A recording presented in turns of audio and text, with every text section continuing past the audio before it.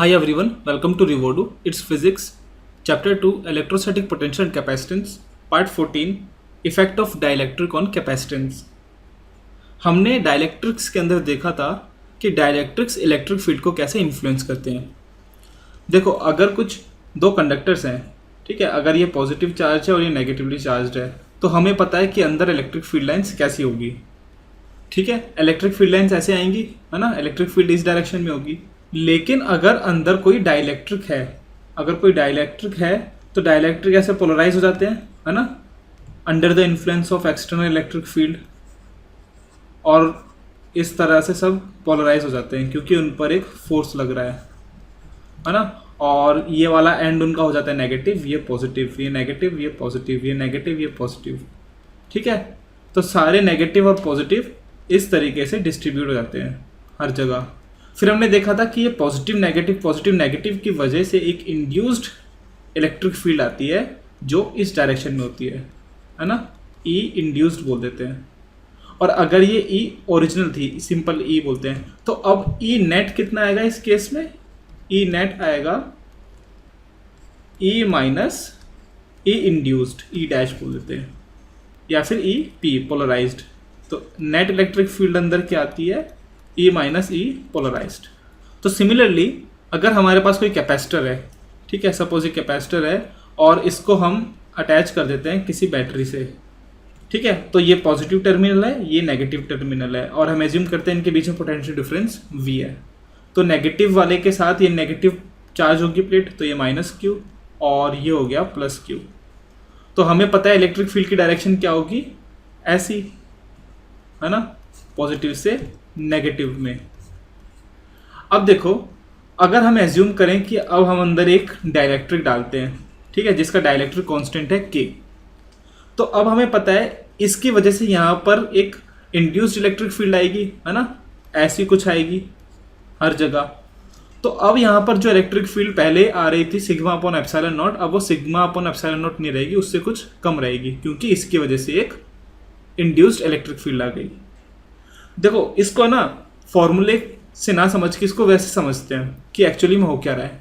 देखो, आपको अगर याद होगा, कैपेसिटर के अंदर हमने देखा था कि यहाँ पर ये चार्ज क्यों आ रहे हैं, बहुत ज़्यादा चार्ज क्यों स्टोर कर पा रहे हैं हम, क्योंकि देखो जब यहाँ पे इलेक्ट्रॉन आया ना, यहाँ पर इलेक्ट्रॉन आया, तो वह यहाँ पर क्यों रुक रहा है? क्योंकि यहाँ पर जो पॉजिटिव चार्ज था इस प्लेट पे, वो उसको रोक के रखा है, और जितना ज़्यादा ये अट्रैक्शन होगा ना इस नेगेटिव में और इस पॉजिटिव में, उतने ज़्यादा हम चार्ज यहाँ स्टोर कर सकते हैं।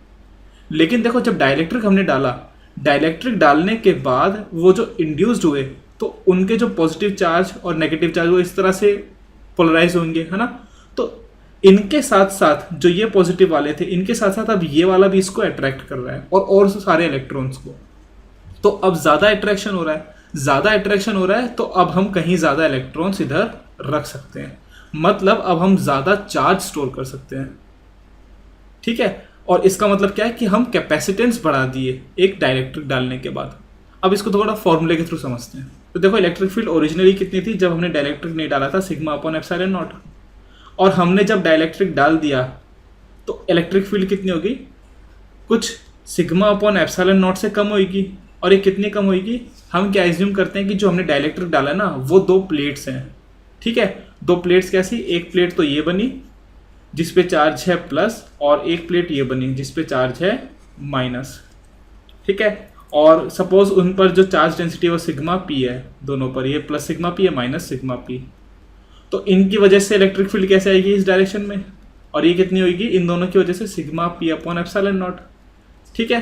तो इंड्यूस इलेक्ट्रिक फील्ड कितनी आई? Sigma P upon epsilon naught.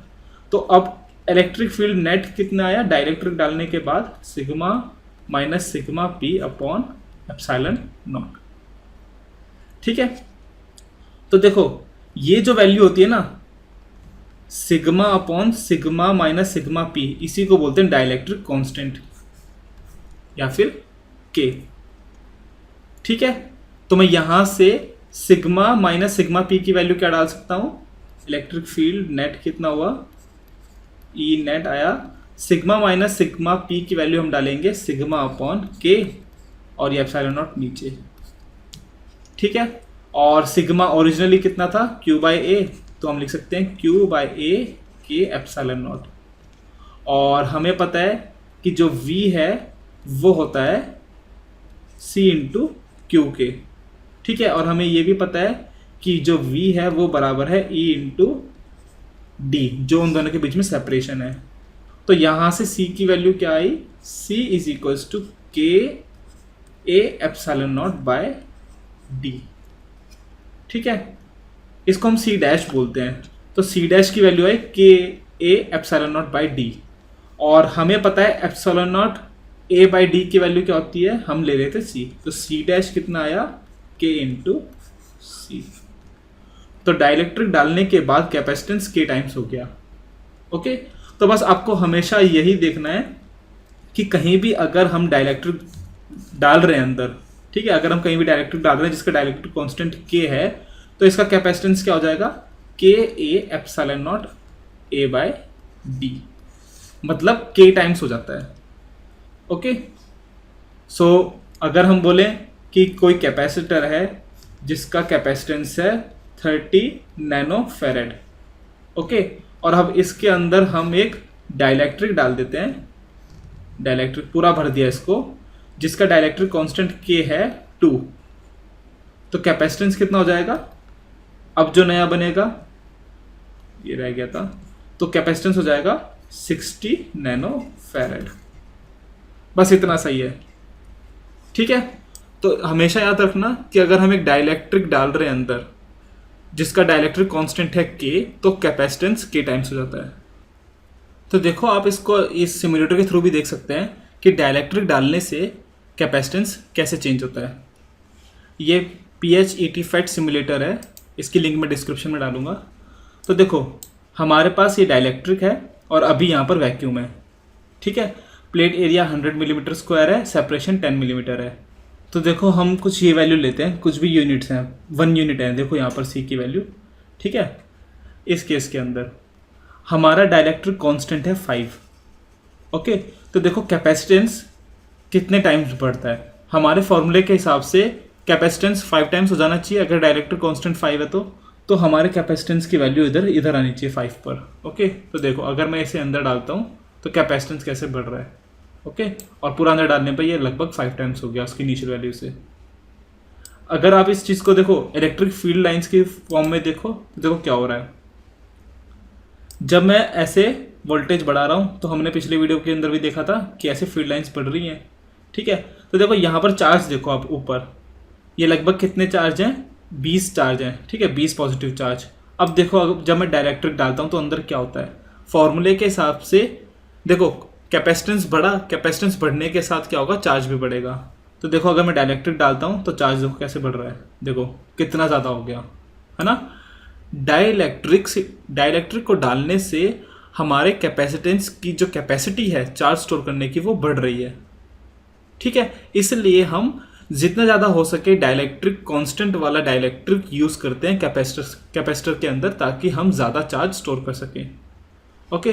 तो देखो अगर डाइलेक्ट्रिक कांस्टेंट कम होगा तो भाई कैपेसिटेंस भी कम होगा और इधर चार्ज भी कम आएगा। तो देखो डाइलेक्ट्रिक कांस्टेंट हम ऐसे भी डिफाइन कर सकते हैं, K is to C by C naught. C है कैपेसिटेंस आफ्टर या विद डाइलेक्ट्रिक, ठीक है, divided by capacitance without dielectric या फिर जब बीच में एयर या वैक्यूम है, ओके।